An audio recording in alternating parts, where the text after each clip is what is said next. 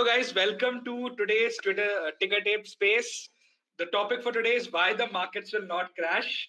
And joining all of us is someone who I personally respect a lot. And मतलब आज मैं believe नहीं कर सकता that I am, I have the opportunity and the privilege to interact with him. Basant Maheshwari sir. He has more than 30 years of investing, 30 years of experience as an investor in the stock market. The best part is he started off as a retail investor और उन्होंने एक चीज बोली थी कि अगर पैसा बनाएंगे तो स्टॉक मार्केट से बनाएंगे और आज के दिन he is doing it full time and not just full time. There are so many people. I'm from the finance background and there are so many people who I look up to who consider Basant Maheshwari's books and advice as holy grail. तो please thank you sir for doing this. आज सही में मैं बोल रहा हूँ thank you आज सुबह से I am really happy. I am really thanking all the stars that I am able to do this. How is it going sir? नहीं, now it's good. 3 months back it appeared कि अब तो शायद हम लोग मरने ही वाले हैं सारे और इसके बाद लाइफ नहीं है, बट लाइफ बियॉन्ड डेथ भी होता है और स्टॉक मार्केट में होता है. जस्ट दैट स्टॉक मार्केट की लाइफ पहले जो 3-3 साल की होती थी बुल एंड बेयर मार्केट, वो कंप्रेस होकर 3-4-5 महीने हो गई. So life after death exist in reality also and also in the stock market. So I think June was the death area and then we are living right. Sir मुझे personally आपसे एक complaint है, ठीक है? आपकी एक किताब है द थॉटफुल इन्वेस्टर, जो मैं लाइब्रेरी में और अमेज़न में बहुत एक दो साल पहले से मैं ढूंढ रहा था पर वो मुझे मिली नहीं. है ना? तो ये क्यों हम लोग को आपकी बुक स्टोर्स में क्यों नहीं मिलती है? बिकॉज वो बुक मेरे पास है अभी एंड आई नो हाउ. मैं आपको बताऊंगा. नहीं मैं आपको बताऊंगा. थोड़ा सा उसमें एरोगेंस है and I am actually said कि बहुत एरोगेंट बात करता है. जब हमने किताब स्टार्ट किया तो हम बोले यार ये किताब बेचेंगे सही, इसमें it is going to sell because I thought कि मैंने बहुत कुछ लिखा है इसमें, तो इसको अमेज़न में डाल के अमेज़न को क्यों कट देना. That was the starting point.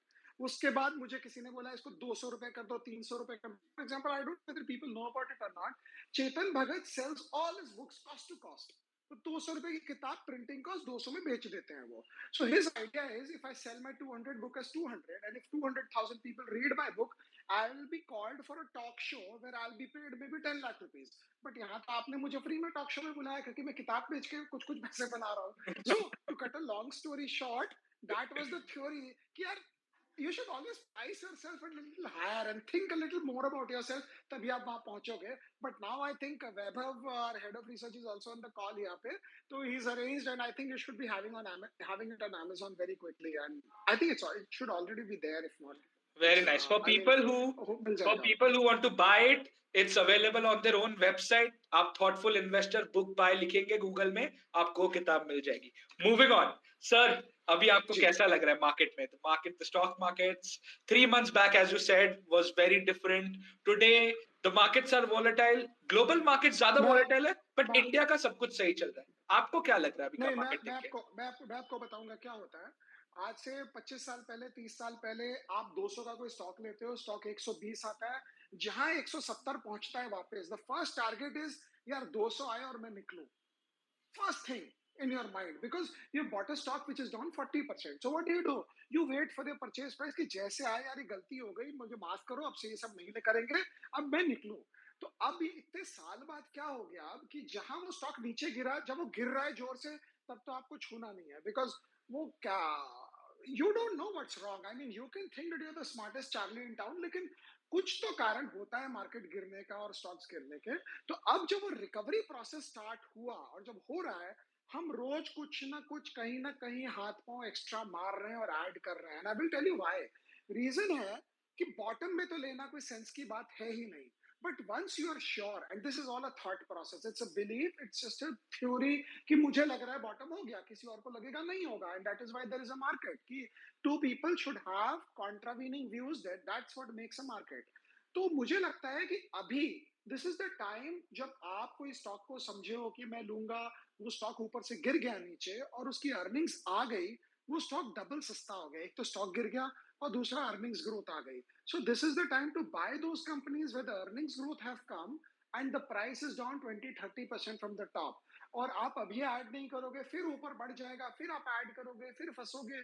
तो दिस इज द थ्योरी। अभी तो यही लग रहा है कि रोज क्या लें क्या नहीं लें, तो वही थ्योरी चल रही है अभी तो। तो अभी आप ये बोल रहे हो कि the companies balance sheet and their financials are improving, but जी, because of a lot of reasons, their stock prices are going down, because of I will which, give you an as example. I will give you an yes, example. yes, जैसे हमारे पास काफी सालों से Tesla stock है US में। एक ही stock अच्छा, है, हम डालते रहते हैं डालते रहते हैं डालते रहते हैं, जितना करते डालते हैं। लास्ट 12 महीना में आप देखोगे ऊपर से उसका stock price is down 40%। Last 12 महीना में आप देखोगे उसकी अर्निंग्स इज अप 40 50 60%। तो स्टॉक कितना सस्ता हुआ? स्टॉक 40% सस्ता नहीं हुआ जो स्टॉक गिरा है।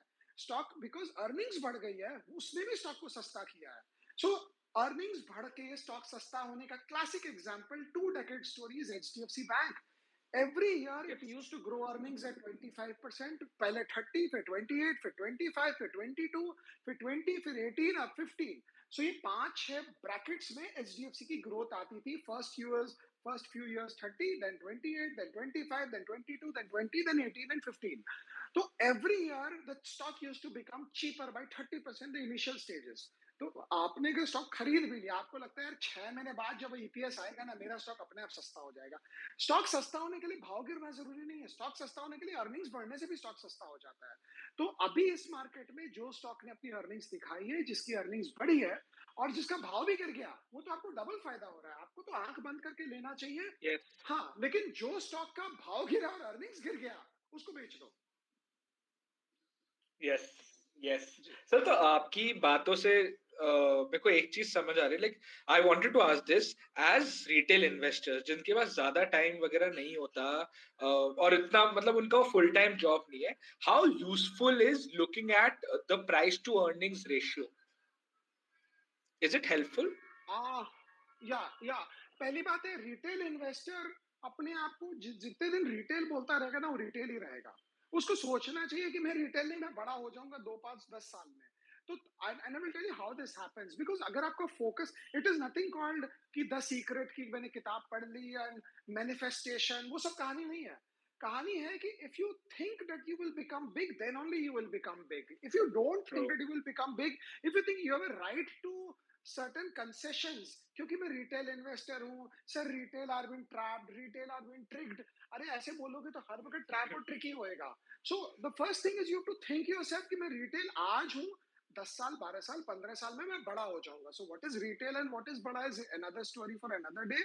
बट फॉर द मोमेंट अगर प्राइस अर्निंग्स रेशियो आप देख रहे हो, तो price earnings ratio is just one facet of it. आप प्राइस अर्निंग्स देखकर कोई एक डिसीजन नहीं ले सकते हो, इन द सेंस कि price earnings doesn't tell you too much. I mean, it's useful only 50% of the time. बाकी 50% of the time किस कारण वो प्राइस अर्निंग्स ऊंचा है या नीचा है, उस पर डिपेंड करता है। फॉर एग्जांपल, कंपनी में ग्रोथ है, लिक्विडिटी है, डिविडेंड यील्ड है, कैश फ्लो है, सेक्टर लीडर है, सेक्टर क्या इस किस फेज में है, इंटरेस्ट रेट्स क्या है। There are at least 15 variables that define a price earnings ratio. तो looking at price earnings ratio in isolation कोई सेंस नहीं है। हाँ, लेकिन वो वेरिएबल्स के बाद भी अगर प्राइस अर्निंग्स रेशियो से आपको कोई फायदा नजर नहीं आ रहा है, तो फिर आपको इग्नोर करना चाहिए। आई मीन आपको प्राइस अर्निंग्स रेशियो देखना चाहिए, but on its own price earnings कुछ नहीं बोलता आपको। okay, so I think what you are trying to say is that the price to earnings is the end goal. हम price to earnings में कैसे पहुंचे is the more important part, वरना हाँ, सिर्फ उसको अकेले हाँ। देखने से ठीक है फॉर बहुत। एग्जाम्पल अभी निफ्टी का, अभी निफ्टी को हमने अडानी में डाल दिया निफ्टी के अंदर, राइट? तो निफ्टी का प्राइस Yes, अर्निंग्स रेशियो अपने आप बढ़ गया। अब मैं बोलूंगा in the year 2009 Nifty bottomed out when the P ratio hit इतना। In the year 2023 22 the Nifty will bottom out only when the price earning ratio. अरे भाई, अडानी को पहले आप गिराओगे क्या इतना ऊपर से नीचे? So the texture of the Nifty is changing. आज से 1995 yes, में अभी के काफी जो हमारे व्यूअर्स हैं, आई थिंक 80% उस समय स्कूल में होंगे। 1995 में कुछ तो पैदा भी नहीं हुए होंगे शायद। तो उस समय अगर आप देखेंगे तो निफ्टी तो था ही, पैदा ही हुआ था। सिर्फ सेंसेक्स के अंदर कंपनियां थी, Bombay Dyeing, Gwalior, I mean lots of cement companies, ACC, Tata steel, सारे। और एक भी secular growth, high P, high ROE, cash flow generating कोई भी कंपनी नहीं थी। तो if you are trying to compare a price earnings ratio of 2022 with the price earnings ratio of 1995, जो हर्षद मेहता के समय 57 था, जो आज का हम्म, अगर बाजार होता और हर्षद मेहता के पास उतना पैसा होता तो 57 नहीं, वो 300 का पी कर दिया था उसने, बिकॉज 57 का पी रेशियो एसीसी और टाटा स्टील को लेके बनाया था उसने। तो it it tells you nothing, और एक लाइन हमने टान दिया across all sectors, across all companies, all management, all cash flows. I mean ये ठीक है ऐसे। ये तो कहना है कि मतलब आप समझिए कि साउथ बॉम्बे का होमोग्लोबिन काउंट क्या है, और वो देखकर मैं सोच रहा हूँ कि साउथ बॉम्बे में जो आदमी है सब लो होमोग्लोबिन एनीमिक है सब कोई। तो ऐसे नहीं चलता है, आपको इंडिविजुअल केस बाय केस देखना होगा, पूरे एक सेक्शन का, पूरे एक कंट्री का, पूरे एक सिटी का, पूरे एक लोकेलिटी का होमोग्लोबिन काउंट लेकर आप नहीं बोल सकते कि वहां के लोग अनहेल्दी हैं कि हेल्दी हैं। बहुत बहुत सही बात की आपने।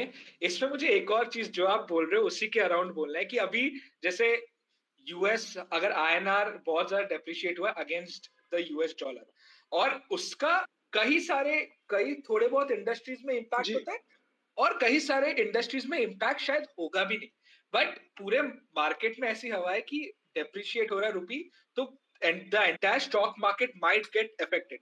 तो आपका क्या से है, like does it impact the entire stock market, or like your take on rupee depreciation in general? देखिए, अगर अगर अगर डॉलर गोज टू से 100, right, let's assume for 2 seconds, तो ऑटोमेटिक बैलेंसर्स है हमारे मार्केट में। डॉलर जाएगा 100 तो आरबीआई आके इंटरेस्ट रेट्स बना देगी 10-11% का कम से कम bank rate. First part. Second part उसमें क्या है कि हमारे आईटी कंपनी ज्यादा पैसा बनाने लग जाएंगे, तो बैंक्स गिरेंगे, Yeah. आईटी ऊपर चला जाएगा, फार्मा ऊपर चला जाएगा। सो निफ्टी पे बैलेंसर्स बहुत है। हाँ, एक हफ्ता, 2 हफ्ता, 15 दिन, 10 दिन के लिए डीएक्सवाई मैटर करता है, क्रूड मैटर करता है, बट एक साल के लिए कुछ मैटर नहीं करता है। मुझे कोई भी हमारे लिसनर में से बता दे कि लास्ट ईयर इस समय क्रूड का क्या दाम था और डीएक्सवाई क्या था, बिना गूगल सर्च किए हुए, and I will accept anything that you tell me. किसी को याद ही नहीं है। हमें इस साल का बजट प्रपोजल्स याद नहीं रहता है, बट उस समय लगता है कि यही जिंदगी है, यही बजट सुन लो, 2 मिनट कोई आवाज मत करो, कुछ मत बोलो, मेरे को सुनने दो ध्यान से, क्योंकि यही मेरे लाइफ यही बनने वाली है, कुछ नहीं होता है सब। उस समय लगता है ये बहुत इंपॉर्टेंट है, but beyond that it's nothing. Yes, yes. So, do you think that an investor can benefit from this in the short term by increasing their allocation in the IT sector? कि इतना overthinking करना ही नहीं है. नहीं, एक normal investor के लिए जो आईटी स्पेस में है, पहले वो ये देखे कि क्या उसकी 2 साल से सैलरी बढ़ रही है कि नहीं बढ़ रही है। अगर उसका बॉस बोल रहा है तुम्हारी सैलरी नहीं बढ़ाएंगे, तो उसको समझना चाहिए कि आईटी में प्रॉब्लम है। अगर उसको लग रहा है कि यार बहुत काम कराते हैं लोग, हायरिंग भी करा रहे हैं और मुझे बोल रहे हैं कि तुम एक्स्ट्रा काम करोगे तो एक्स्ट्रा तुमको मैं ओवर टाइम भी दे दूंगा, तो शेयर का भाव कुछ भी करे, he knows more than anyone else. So the guy who works Exactly. In the IT industry will know more about the IT industry than the entire IT analyst taken together. और analyst तो Hindi picture की police की तरह है, वो भाव बढ़ने के बाद आते हैं, लास्ट में आती है हिंदी पिक्चर में पुलिस, वो बीच में कभी नहीं आती है। तो दैट इज लाइक दैट। और ये बात आपने एकदम सही बोली गाइस। जैसे आज के दिन बॉम्बे स्टॉक एक्सचेंज में 5,000 से भी ज्यादा स्टॉक्स है। कोई भी इन्वेस्टर पूरा स्टॉक मार्केट का हर एक स्टॉक के बारे में जान ही नहीं सकता है। So if you want to get started, the best way to get started is अपना जो डोमेन है, लेट्स से आप बैंक में काम जी करते हो, आप आईटी में काम करते हो, उसका आपको बिजनेस समझना ज्यादा आसान होगा। तो आप वो बिजनेस समझिए और फिर बाद में आप स्टॉक में एंट्री वगैरह कर सकते हैं, अगर आपको एक्टिवली इन्वेस्ट करना है तो। जी यस, यस। आपने सर, जैसे आज जो मैंने अपना रीट्वीट किया था ये टिकट टिप का पोस्ट, जिसका हाँ टाइटल है why the markets will not crash, या आपने उसमें एक छोटा सा कमेंट किया, क्रैश नहीं होगा। So what makes you, why are you so optimistic about the current market scenario? नहीं, ऑप्टिमिस्टिक इसीलिए है कि अगर फॉर एग्जांपल हम एक मार्केट पहले गिरा, हम ये एनालाइज करें, the market started falling because the Fed started to raise rates. That is first part. Second part, assume करते हैं हम 2 सेकंड के लिए कि फेडरल रिजर्व जो है वो इंटरेस्ट रेट्स को और रेज करती है 1 महीने, 2 महीने, 3 महीने के लिए। Beyond that what happens? Beyond that तो जनवरी से तो हर आदमी कह रहा है कि टॉप ऑफ हो जाएगा, उसके बाद रेट्स बढ़ाएंगे नहीं, उसके बाद कुछ होएगा नहीं। तो we are coming to the end of the rate increase cycle. So when you come to the end of any cycle, whether rate increase or anything, उस समय जैसे हम लोग कहते हैं स्टॉक मार्केट में, if you have to panic early, late panic करके कोई फायदा नहीं है। तो पहले बार तो कोई पैनिक होता नहीं है, पहले बार तो आदमी सेविंग्स अकाउंट खोलता है और वहां से शेयर खरीदता है। और जब उस शेयर को लास्ट का तकलीफ रहता है, उस समय वो शेयर बेचता है, उसको सेविंग्स अकाउंट में ट्रांसफर करता है पैसा वापस। So if you have to panic, you should panic early. And markets discount the future, market सब कुछ डिस्काउंट करता है, सब आगे चलता है। हाँ, but collective wisdom of the market will only be as much as the collective wisdom of the crowd and the participants. तो अगर participants बहुत short term oriented है, जो हो गए हैं because of the flow of information, so the entire market's collective wisdom will be quite less than what it is supposed to be. हम लोग भाव भगवान छे, अरे भाव भगवान है 2 साल के व्यू के लिए, 2 दिन के व्यू के लिए भाव भगवान नहीं है, 2 दिन के व्यू के लिए डाव भगवान है. So you have to look at things like that. So true, so true. अब आप एक चीज मैं आपको पूछता हूँ, जैसे पर्सनल क्वेश्चन, आपके फोन में आपके सारे इन्वेस्टिंग एप्स है क्या? क्या आप रेगुलरली अपना सारा पोर्टफोलियो वगैरह चेक करते हो? नहीं, इन्वेस्टिंग ऐप तो बहुत है मेरे पास। investing.com है, मार्केट पल्स है, मनी कंट्रोल है। पोर्टफोलियो हम हर 10 सेकंड पे देख लेते हैं, हर 1 मिनट पे देख लेते हैं। ट्रेड नहीं करते, देख के तकलीफ पाते हैं, देख के खुश होते हैं, लेकिन उसको, उस तकलीफ और उस खुशी को हम एक्शन में कन्वर्ट नहीं करते। अब वो ठीक है, बढ़ गया तो बढ़ गया, घट गया तो घट गया, पूछ लो क्यों घटा।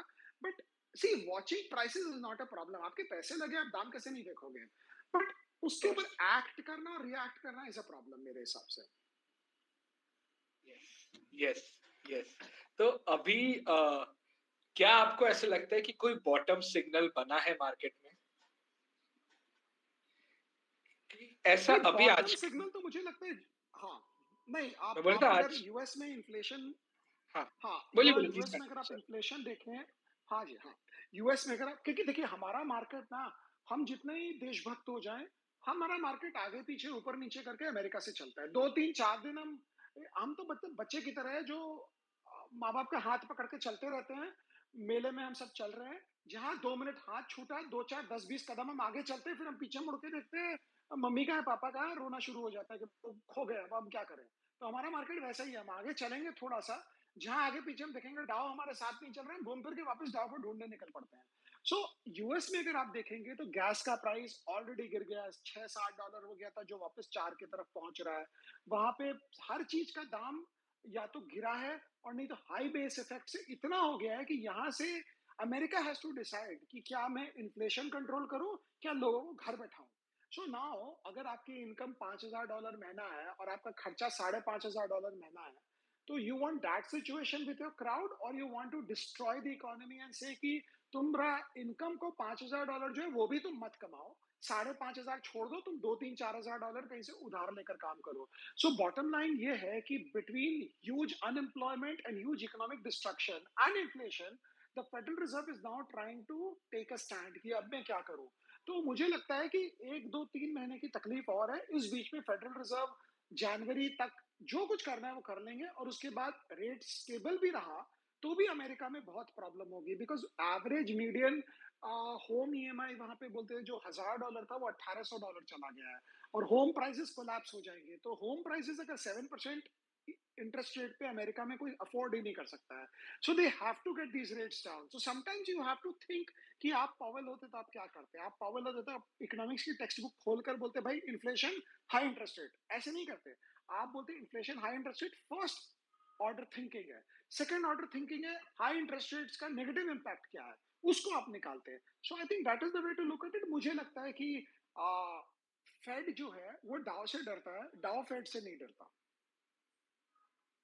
ओके सर, मुझे आपसे एक चीज पूछनी है। ये चीज हम सबको पता है कि हाँ, इंडिया ग्लोबल मार्केट्स के साथ कपल्ड है, कोरिलेशन काफी है, बट हम सभी लोगों के लिए आप एक बार इजीली समझा सकते हो कि why is the Indian stock market correlated, heavily correlated with the global markets, like US stock market in particular? देखिए इंडियन स्टॉक मार्केट इसलिए को रिलेटेड है बिकॉज फॉरेनर इनफ्लो बहुत है इंडिया में, और more than 20% of equities owned by foreigners. तो कल में टांग टू उनके हम लोग सब मिल जाते हैं देशभक्ति में, सारा हम लग जाते हैं कि भाई इस दिवाली हमको निफ्टी को कम से कम 20,000 करना, और होली तक इसको 30,000 करना, आप कर दीजिए। लेकिन इतनी सेलिंग आएगी कि आप वो एब्जॉर्ब नहीं कर पाएंगे। सो इट इज लाइक सेइंग कि आपका एक वाटर टैंक है जो मेन रिजर्वायर के साथ कनेक्टेड है। आप बोल रहे हैं मेरा टैंक भरा रहना चाहिए, रिजर्वायर खाली होगा, ऐसा नहीं होगा। अगर रिजर्वायर खाली है तो आपके टैंक से पानी वहां निकल जाएगा, अगर आपका टैंक खाली है तो वहां से पानी यहां आ जाएगा। हमने खुद ही इंडिया को ग्लोबली कनेक्ट किया है। हाँ, फॉर ब्रीफ मोमेंट्स हमारे खुद के लोग बाल्टी भर-भर के आप पानी डाल दो अपने वाटर टैंक में, तो आप थोड़ा उठा दोगे, लेकिन finally the water will seep away again into the main reservoir. तो you have to understand it, the linkage that we have created with the global markets, जो अच्छा है लॉन्ग टर्म के लिए, वो लिंकेज हम तोड़ नहीं सकते अपने मर्जी से। So I think that is the proper way of understanding it. Yes, तो आप ये बोल रहे हो कि अगर हम सब इंडियन सारे डोमेस्टिक प्लेयर्स सब अगर बहुत ऑप्टिमिस्टिक ओके मार्केट में खरीदते भी जाए, जी। the foreign players have to be pessimistic enough about the market to sell their stake to us. No, pessimism सिर्फ स्टॉक अर्निंग से नहीं होता है, पेसिमिज्म प्राइस से भी हो जाता है। आज Yes. एक स्टॉक है, for example let's say for example हम एक स्टॉक बात करते हैं इन्फोसिस की, समझो कि 1450 का दाम, इसका 2900 दाम कर दीजिए, सबको बेचना है फिर। मतलब द आइडिया इज कि हर आदमी उस ढंग से एक स्टॉक को नहीं देखेगा। आप जितना खरीदना है खरीद, या तो आप बोल रहे हैं कि हम फॉरेनर्स का भी शेयर खरीद लेंगे, हम सब खरीद लेंगे। तो फॉरेनर का आप शेयर खरीद लेंगे तो फॉरेनर यहाँ पे बेच के जाएंगे, तो आपका डॉलर ले जाएंगे, आपकी रिजर्व गायब हो जाएगी, आपका रुपी डॉलर पैरिटी हो जाएगा 120 110 के लगभग। सो it is not such easy thing कि यार हम लोग की देशभक्ति और हम स्टॉक को आगे चला देंगे और फॉरेनर से हम बॉदर्ड ही नहीं है। यू हैव टू, हाँ, for 1 2 3 days like I said, you have a water tank, आप बकेट्स भर भर के डाल सकते हो वाटर टैंक में 2 दिन के लिए, तीसरे चौथे दिन वो पाइप से पानी निकल जाएगा आगे। सो यू कैन, हाँ। प्लस फॉरेनर्स क्या बोलते हैं, कोरिया में क्या है, थाईलैंड ताइवान में क्या है, थाईलैंड में क्या है, तो you are being evaluated with other water tanks कि वहां कितना पानी है, यहाँ कितना पानी है। So it is not so easy for you. हाँ, in between you have one isolated mid cap, 10 small cap, 15 mid cap, 15 stocks, 20 stocks, वो कर सकते हैं कि वो बढ़ जाए मार्केट, घट जाए तो भी। बट ओवरऑल मार्केट आपको फॉरेनर के आउटफ्लो के साथ you can not go up, you have to have their support. Support means their buying. हाँ, वो चुप भी बैठ गए तो 2 दिन चुप, तीसरे दिन चुप, जहां भाव बढ़ेगा वहां बेच देंगे। So that's a problem. So how long do you think, how big does our economy, how big should our economy be when there is a point that domestic investors can, be self-sufficient for the market? Very See, I hypothetical don't, scenario. I don't think we can be as big as that, because सबसे बड़ा America है। और हम अगर 5 trillion पहुंचेंगे, 10 trillion पहुंचेंगे, तो America शायद उस समय तक 40 ट्रिलियन पहुंच जाएगा। तो आप ये नहीं सोच सकते हैं कि if we become big, the entire world will not become bigger. Hi, if you become like China, then foreigners will say, "Bhai, China is a red spot. We don't want to invest into China." But over a period of time, if you become big, the entire world is growing with you. ये एक बच्चा class में बड़ा नहीं हो रहा, पूरी class बड़ी हो रही है साथ में। तो उस ढंग से देखना चाहिए।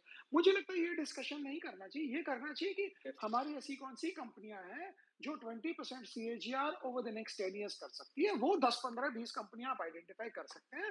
That is far easier than to say कि हम पूरी जमात, पूरे निफ्टी का उठा उठा के ऊपर चलेंगे अगले 10 साल तक, irrespective of what the foreigners do. True. तो इसी बात पे what do you think is a very good strategy for a small investor in such a scenario? Like अगले 3-4 साल के लिए अगर किसी इन्वेस्टर को एक स्ट्रैटेजी बनानी हो इक्विटी में इन्वेस्ट करने पहले के लिए, बात है what would you पहले recommend? बात है पहले बात है इन्वेस्टर रिसेशन वर्ड भूल जाए कि रिसेशन है कि नहीं है। 2 quarters of negative GDP growth is recession. हाँ, चलो भाई रिसेशन आ गया, फिर क्या करें? क्या भाई ऐसा टाइम नहीं आया कि 1 साल के बाद आपकी सैलरी इंक्रीमेंट नहीं मिला कभी, या ऐसा नहीं हुआ कि इस साल घर में कोई इमरजेंसी आ गई, किसी कोई बीमार पड़ गया, तो उस साल अगर आपने 10 लाख कमाया तो आपका खर्चा 12 लाख हो गया, you have dipped into your savings. The economy is also like that. आ गया रिसेशन, आ गया, 2 क्वार्टर खराब हो गए, लेकिन उसको ले लेकर स्टॉक की ऐसी धुलाई करना। See, recession is not death, recession is like a viral fever.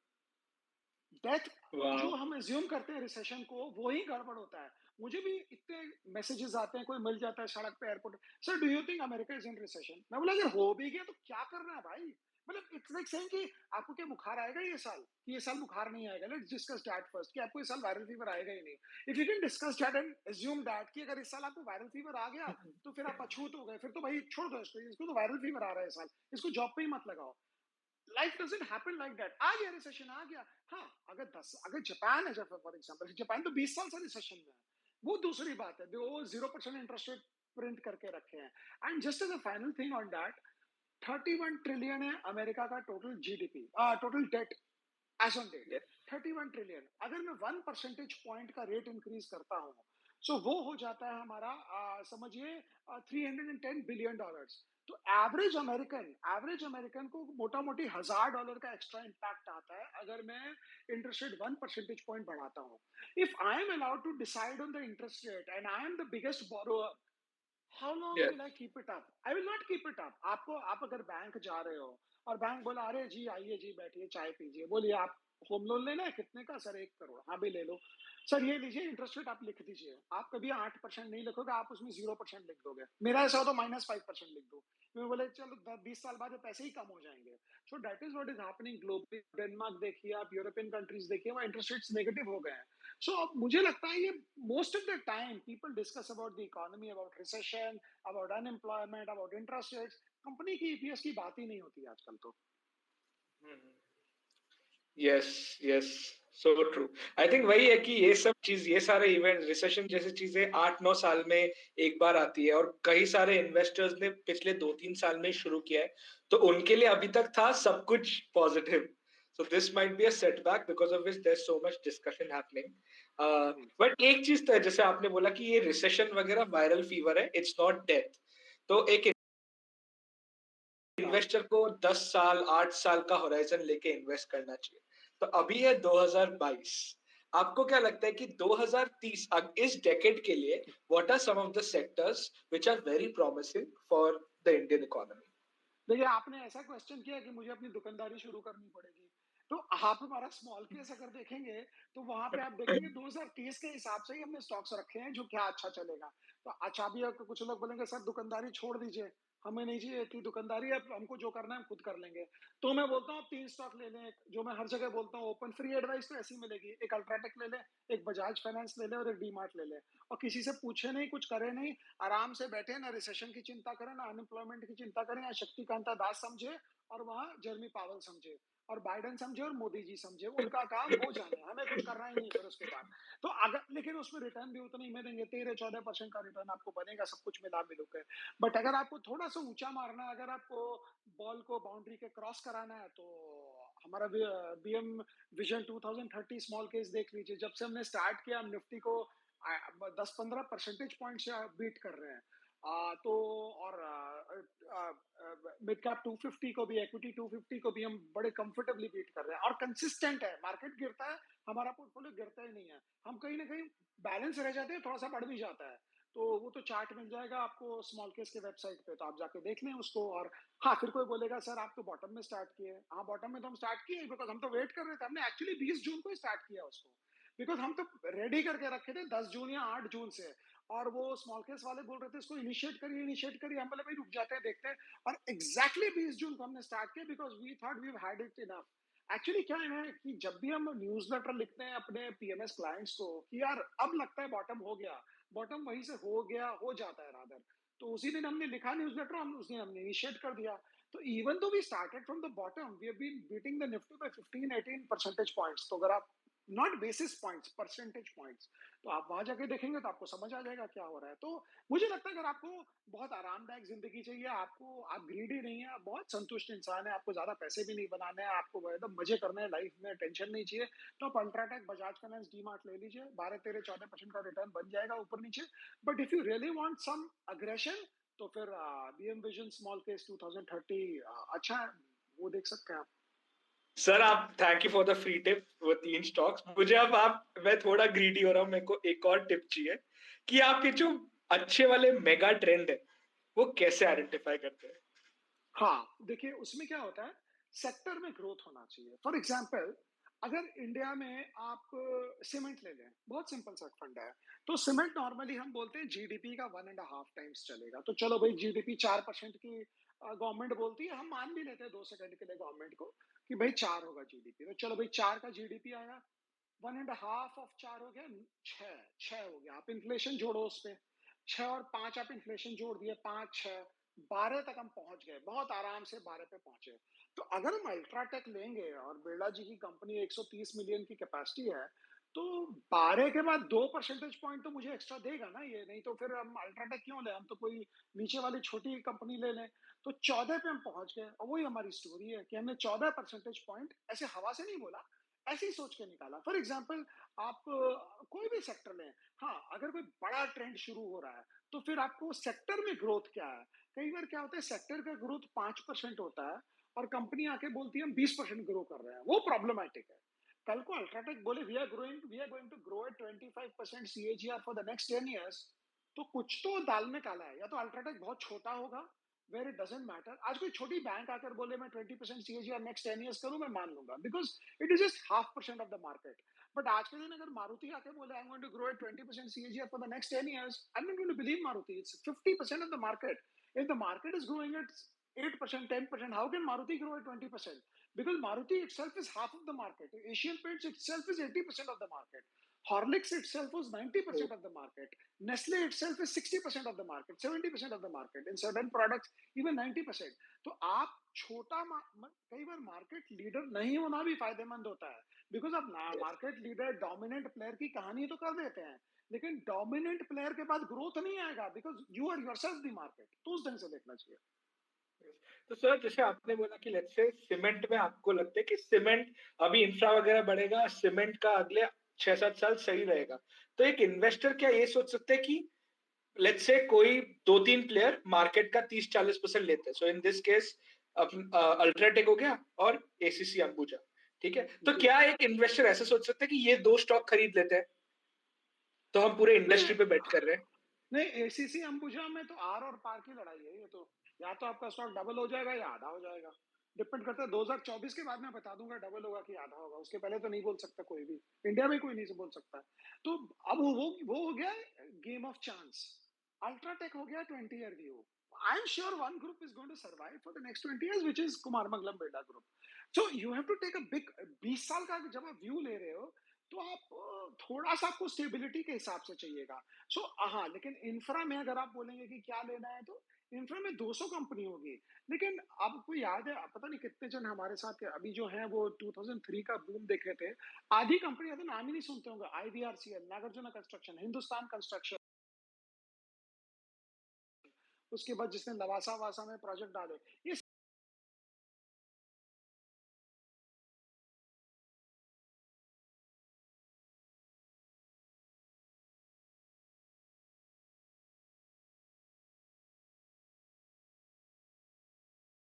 सारी कंपनियां गायब ही हो गई, पता नहीं कहाँ गई, कहाँ यूनिटेक तो बेचारा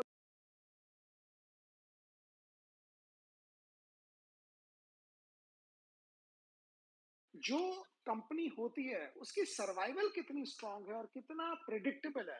अगर आप सर्वाइवल उसका प्रिडिक्ट नहीं कर सकते हैं, तो फिर मुश्किल है। अब जब फॉर एग्जांपल मैं एक रिकमेंडेशन नहीं है, अभी कोई बोलता है कि भाई ये ले लो, एलिकॉन ले लो, वो ले लो, मतलब ले सकते हैं आप, लेकिन आपको पता ही नहीं चलेगा गेम कब चेंज हुआ।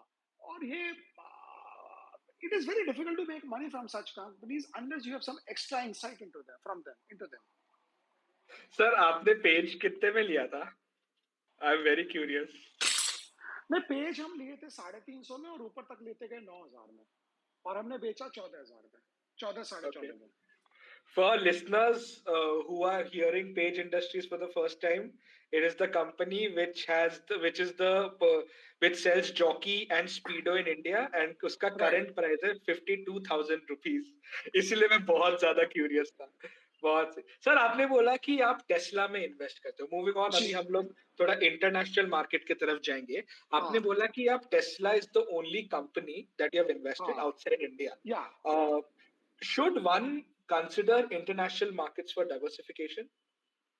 What's your take on that? नहीं, international market is like, Modi ji तो छोटा चीता लाए हैं बाहर से, इंटरनेशनल मार्केट बड़ा चीता है। वहाँ स्टॉक गिरता है 80%।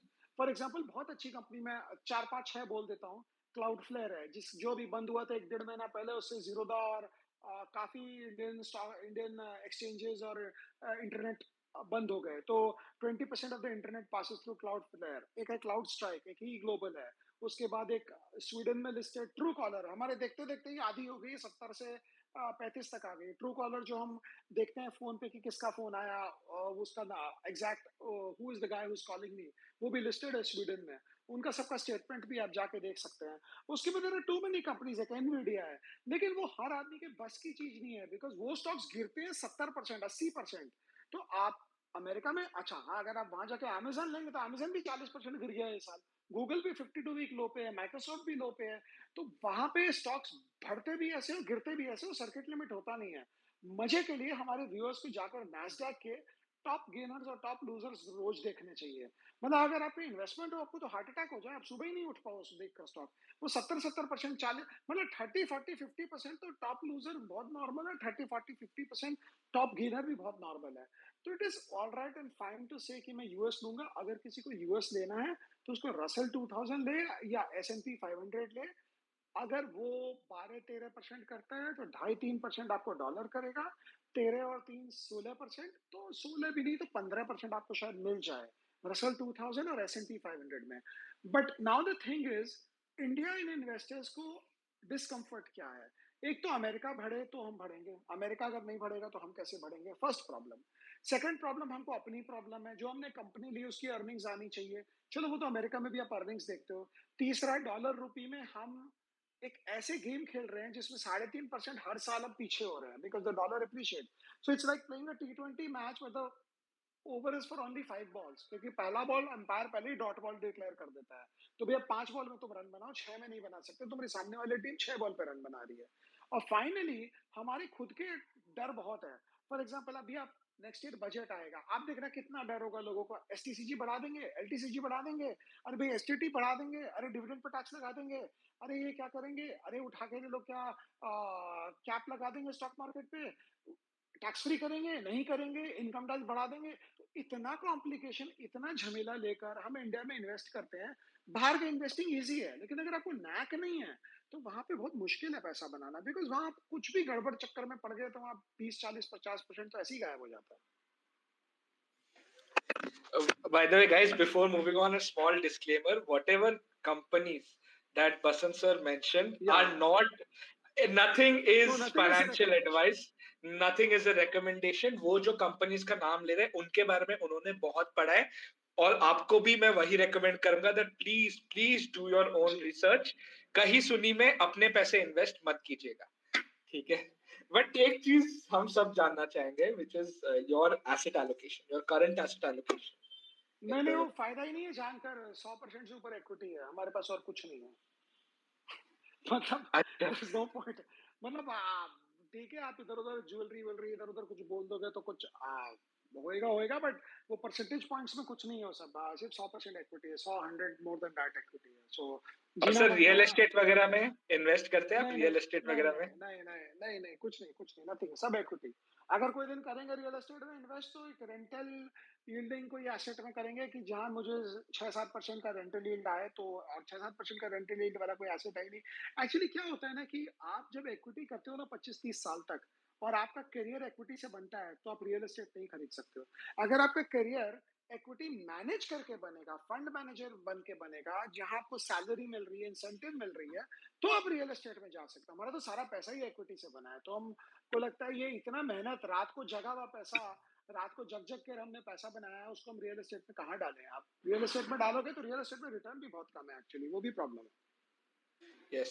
तो अभी जैसे आपने ये बोला कि आप कोई एनालिस्ट नहीं हो, आप सैलरीड नहीं हो, you started off as a retail investor, और आप धीरे धीरे करके now you are running an advisory. तो एक इन्वेस्टर जो बहुत इंटरेस्टेड है बट अभी कुछ 5-10 हजार रुपए 15 हजार रुपए इन्वेस्ट कर पा रहे हैं महीने महीने, वो कैसे इसको स्केल अप नहीं करे? होगा, तक नहीं होगा। देखिए देखिए, मतलब गलत सपने दिखाना दिन हो या रात हो इज रॉन्ग। आपको देखिए, मैं हर वक्त यही कहता हूँ, आप हमने क्लास 5 में कंपाउंड इंटरेस्ट का फॉर्मूला पढ़ा था, P × 1 + R/100 to the power of n।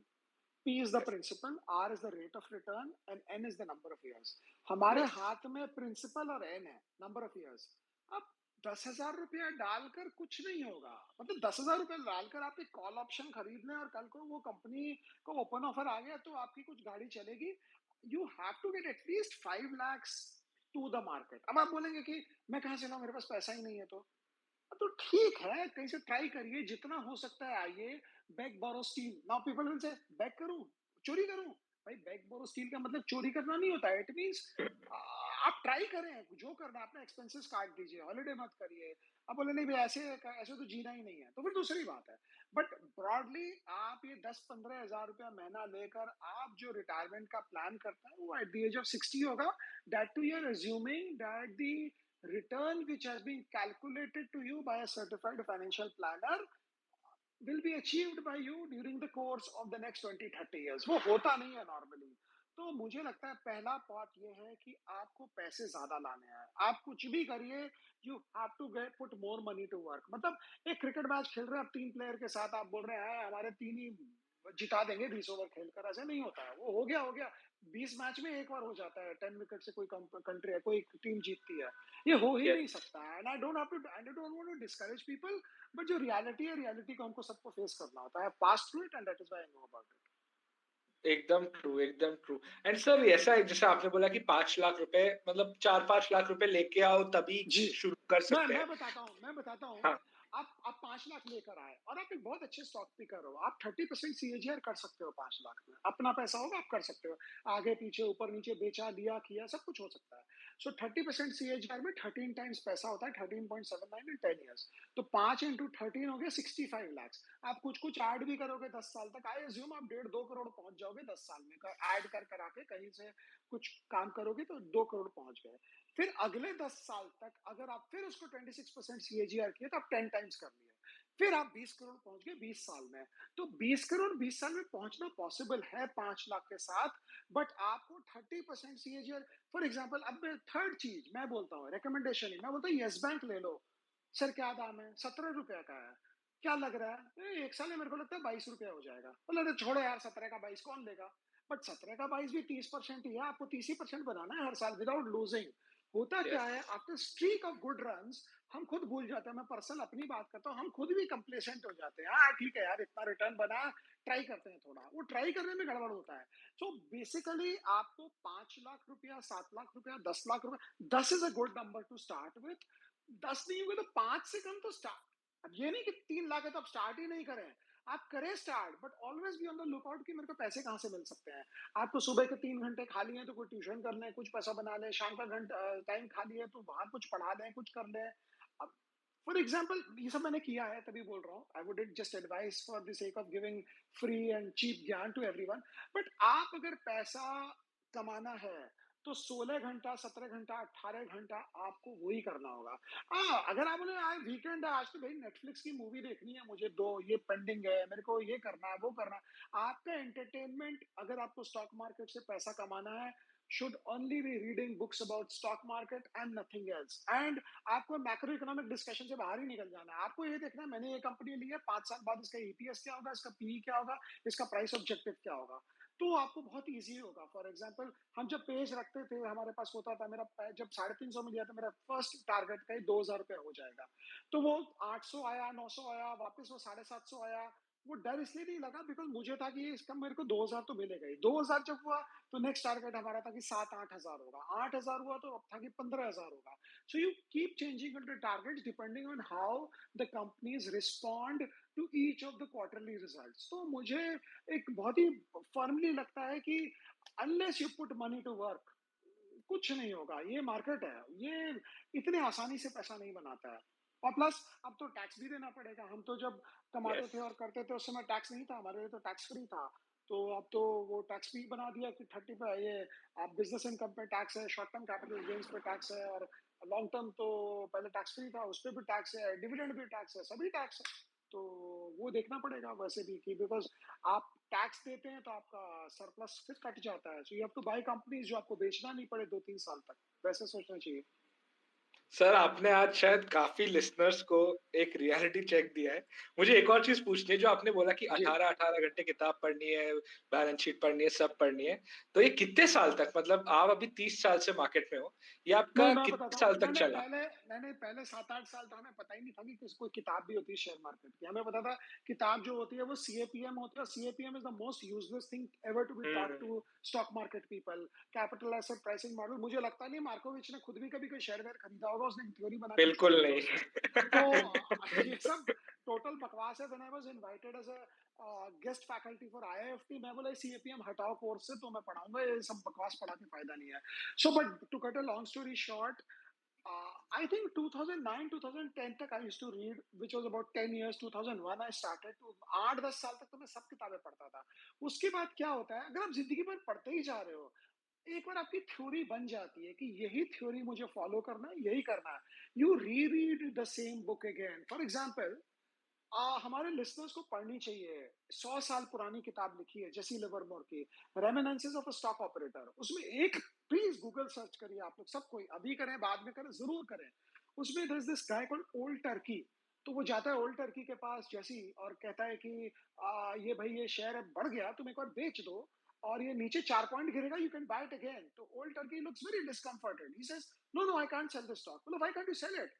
बोला no no, I will lose my position. It's a bull market. Well, so what? It's a bull market. You sell it, you'll get it down, maybe 3-4 points lower. You buy it back again.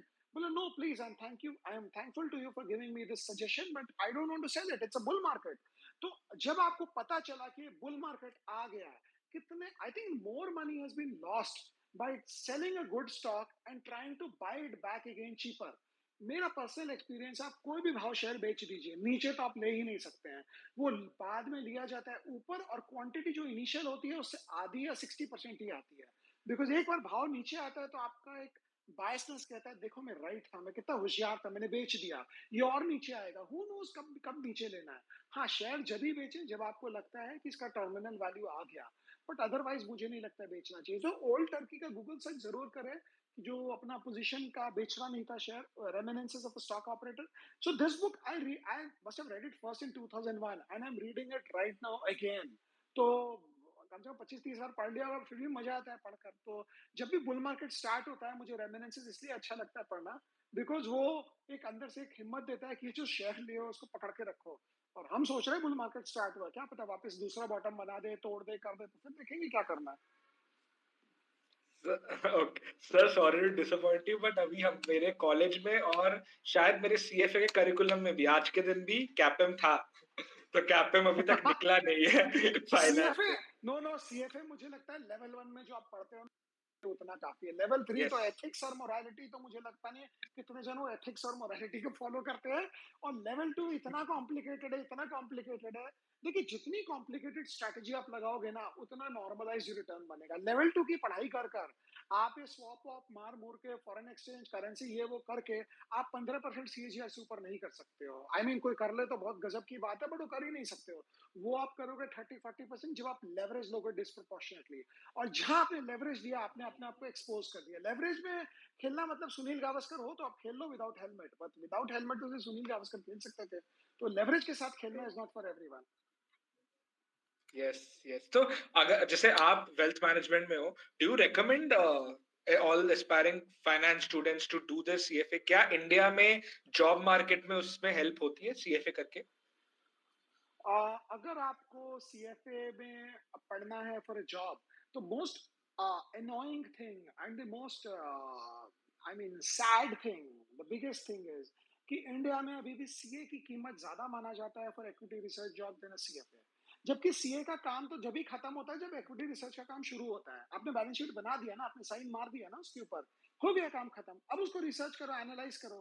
तो CFA का काम है research करना, उसको समझना, but India में हम उसको रिकॉग्नाइज नहीं करते। अमेरिका में सीपीए और सीएफए को अलग अलग जरिए से देखा जाता है। So now to coming back to it, CFA में अगर आपको रियली अपने लिए पढ़ रहे हो आप, तो लेवल 1 काफी है। लेवल 2 लेवल 3 की जरूरत ही नहीं है। आप लेवल 2 की हो तो आपको पता है कितना कॉम्प्लिकेटेड पढ़ाते हैं वो। लेवल 1 जो है डिविडेंड पे आउट रेशियो और आरओई और वन माइनस और रिटेंशन रेशियो और बेसिक जो यस। एनपीवी निकालना, कैश फ्लो बनाना, जो कैलकुलेटर में ही सारा आपका हो जाता है। आई think that is good enough, उससे ज्यादा आपको चाहिए ही नहीं। और उतना भी नहीं चाहिए, बट उतना पढ़ लोगे तो गुड इनफ है। लेकिन अगर आपको एक ही चीज करनी है स्टॉक मार्केट समझने सीखने के लिए, तो read at least 50 books by people who have made it big by putting money into the markets and not by people who have made it big by selling their products or by working somewhere or drawing salaries. तो वो आप 30-40-50 किताबें पढ़ें और तभी मुझे लगता है आपको समझ आएगा कि होता क्या है। Great great sir. जैसे फंड मैनेजमेंट के बारे में अगर हम पॉप कल्चर में या फिर न्यूज वगैरह में देखें तो ऐसा लगता है कि हाँ बहुत रिसर्च वगैरह का काम है। जी। बट आपने मुझे याद है आपने कहीं बोला था that fund management is a marketing job. हाँ। Can you elaborate?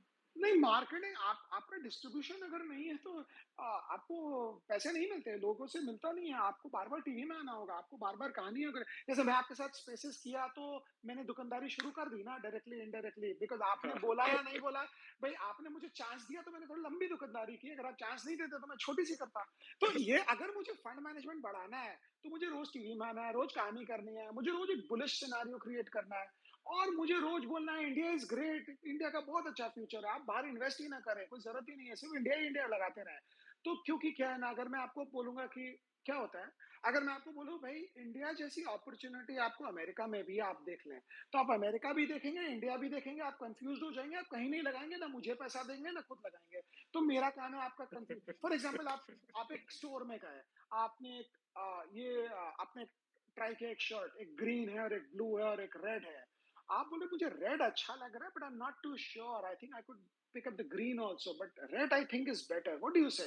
तो जो सेल्स गर्ल होगी या सेल्स बॉय होगा वो बोलेगा sir red looks great on you, because वो आपको वो जहां बोलेगा नहीं blue looks good on you, आप कंफ्यूज हो जाएंगे, आप बोलेंगे अरे मुझे रेड अच्छा लग रहा है, इसको ब्लू लग रहा है, सेकंड थॉट मुझे ग्रीन लग रहा है, कॉम्प्लिकेटेड काम है, अच्छा आई कम बैक आप कर देंगे। तो ये क्या होता है, जो आपको ट्रैक करना है, आपका माइंड आपको पकड़ना है, जो आपने जहां उंगली डाला बोला यही सही है सर, ये बेस्ट है। So you have to understand this as fund managers. We are all marketers. मुझे एक फंड मैनेजर बता दो जो अपनी ऑफिस से सुबह से शाम निकलता नहीं है और सिर्फ रिसर्च करता हो, एक भी नहीं है। वो I know the industry very well. सबको ज्ञान देना है, सबको वेबिनार करने हैं, सबको मिलना है, तभी एयूएम बढ़ेगा और तभी आपको लोग मिलेंगे, तभी क्लाइंट्स मिलेंगे। बिकॉज बोलते हैं ना कि जंगल में मोर नाचा किसने देखा, तो मोर को तो शहर में आके ही नाचना होगा। True true. अभी हमारे पास 3 मिनट बचे हैं। I would like to take a question from the audience. इधर अगर चैट में क्वेश्चन लिखने का ऑप्शन है then that would be better, या फिर आप लोग रिक्वेस्ट कर सकते हैं। Whoever has a question can request. एक क्वेश्चन हम लेंगे and then will move on. But sir I hope आपको मजा आया, हमने नहीं नहीं, आपके बहुत साथ मजा एक आया। घंटा हाँ किया। हाँ हाँ हाँ, बिल्कुल एकदम। Listening. Wait, I can't see any requests. ठीक है, ठीक है. I can't somehow. I'm not able to see requests, so we probably won't be able to do the Q&A. एक काम करते हैं, I'll just summarize the session. सबसे पहले बसंत महेश्वरी सर said that अभी मार्केट 3 महीने पहले शायद बहुत खराब था, अभी अच्छा चल रहा है। अगर आप एक छोटे इन्वेस्टर हो या फिर आप एक फुल टाइम इन्वेस्टर नहीं हो तो रिसेशन पे इतना फोकस मत कीजिए। Recession is not death, recession is like मैं वायरल इसको फीवर। रिफ्रेश करूं, अगर आप स्कूल और यस कॉलेज प्लीज में प्लीज। अगर आप स्कूल और कॉलेज में इकोनॉमिक्स नहीं पढ़े हैं तो अब मत पढ़े, सिंपल। हाँ ओके ओके ठीक है। दूसरी चीज, हाँ, as he summed it up perfectly. Second is recession is like viral fever, not death. Recession के आगे भी दुनिया है। 2008 एक समय था, आज 2022 है, मार्केट बहुत ऊपर है। 2001 में 2000 में भी हुआ था, आज 2022 में मार्केट सब कुछ अच्छा है। और तीसरी चीज यही है कि सेक्टर्स को आइडेंटिफाई कीजिए और फिर बाद में हर बार मार्केट लीडर में इन्वेस्ट करके पैसा नहीं बनेगा। छोटे छोटे कंपनीज में शायद ज्यादा अपॉर्चुनिटी होगी। Anything else that you would like to answer add on to this list sir? नहीं नहीं, मुझे लगता है एक और बात बहुत इंपॉर्टेंट है, प्लीज आप कैपिटल बढ़ाकर लगाएं। आप ये नहीं सोचे कि 2000 5000 10,000 20,000 से गेम चेंज हो जाएगा। ये 10 20 25,000 50,000 और क्या होगा ना, जब आप 1 लाख लगाओगे ना, 50,000 लगाओगे ना, तो आप भी सोचोगे चलो ट्राई मारते हैं, बना तो बना, नहीं बना तो नहीं बना। जहां आप 5 लाख रुपए लेकर लाओगे ना, कहीं से उठाकर, कहीं से इकट्ठा करके, किसी से मांग कर, किसी का कोई सामान बेचकर, तो आप इतने केयरफुल हो जाओगे, आप कोई घटिया स्टॉक ही नहीं लोगे। And I always say that if the money you bring to the market is the one which you can afford to lose, you will definitely lose it. So you should only bring that money in the market which you cannot afford to lose, which doesn't mean that you should bring less money to the market, but you should bring more money with more responsibility, and then you cannot afford to lose it. जब होएगा ना तो अपने आप वो पैसा you will not lose it. बहुत बढ़िया, बहुत बढ़िया। A way to be more alert is to have more skin in the game. And summed it up perfectly. Thank you so much, Basant sir, for Thank you, everyone, being with us. Thank you to all the listeners who tuned in, and we had 700 odd listeners for the last 1 hour. If you like this session, we keep doing it at least twice a month. So make sure to follow Ticker Tape. Please follow Basant sir, and if you like me as a host, do follow me on Twitter as well. This is Anshuman, and I'll see you guys in the next one. Thanks, Anshuman.